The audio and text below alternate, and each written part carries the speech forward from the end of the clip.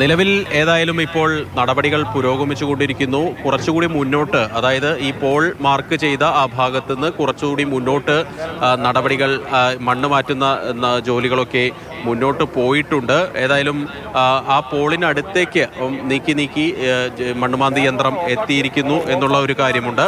ഏതായാലും അതൊരു ആശാവഹമായിട്ടുള്ള ഒരു കാര്യമാണ്. 1 മണിക്കൂർ നിർണായകമാണ് എന്നുള്ള കാര്യമാണ് MLA അറിയിച്ചത്. ഏതായാലും MLA ഇവിടെ സ്ഥലത്ത് നിന്ന് ഈ പ്രവർത്തനങ്ങൾ ഏകോപിപ്പിച്ച് കൊണ്ടുപോകുന്നുണ്ട്.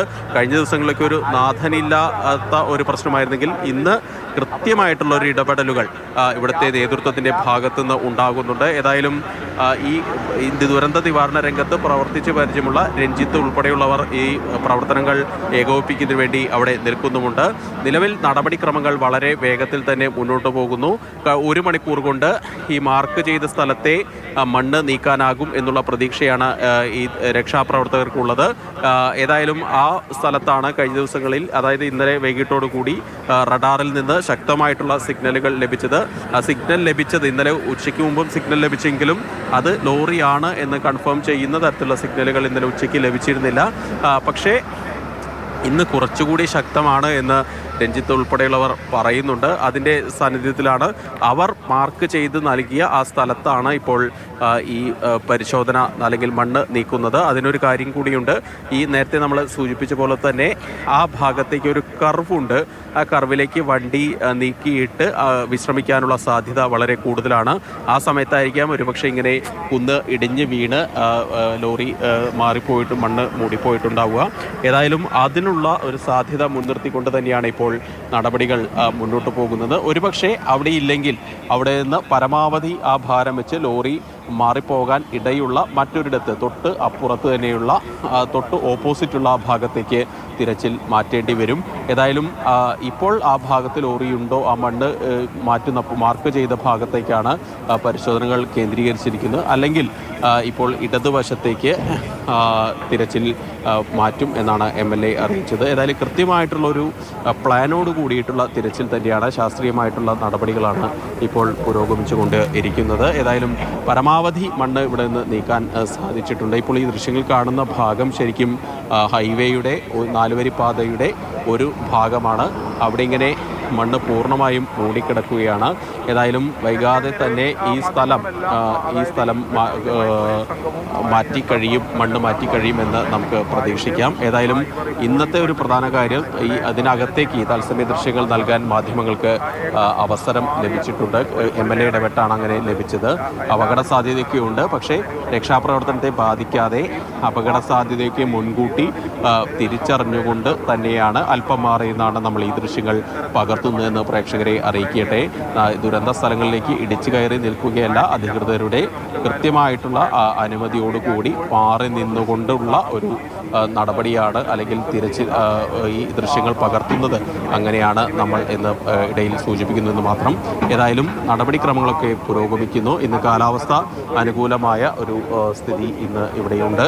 ഏതായാലും ഇന്ന് ഇതുവരെ മഴ പെയ്തിട്ടില്ല എന്നുള്ളത് അനുകൂല സാഹചര്യമാണ്.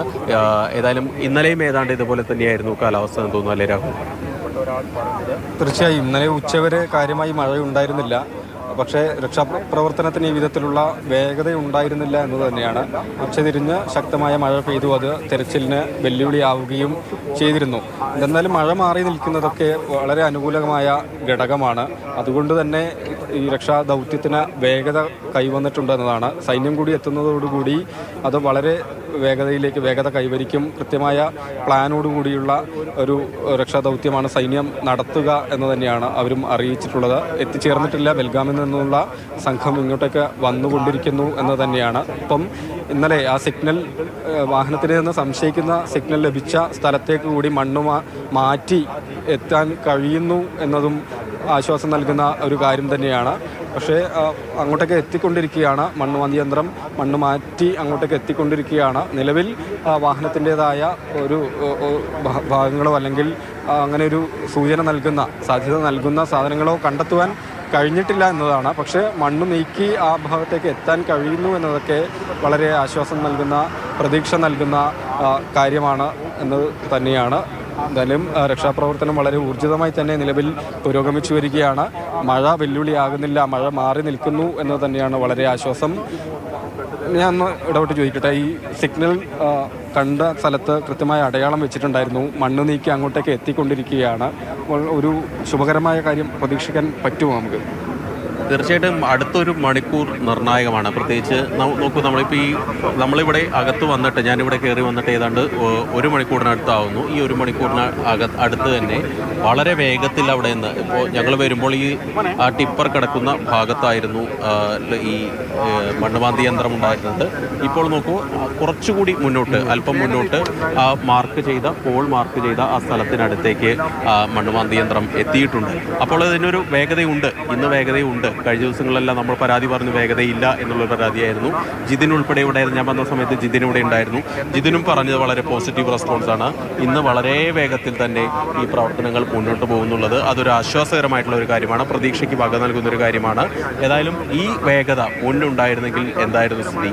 അതായത് ഈ ദുരന്ത നിവാരണ രംഗത്തെ ആൾക്കാരൊക്കെ പറയുന്ന പോലെ ആദ്യ 8 മണിക്കൂറിൽ എന്തെങ്കിലുമൊക്കെ ഒരു പ്രവർത്തനം ഉണ്ടായിട്ടുണ്ടെങ്കിൽ നമുക്ക് വളരെ വേഗത്തിൽ തന്നെ ഈ നടപടികൾ പോയേനെ. പക്ഷേ ഇന്ന് അത്ര വേഗത്തിലേക്ക് കാര്യങ്ങൾ പോയിട്ടില്ല.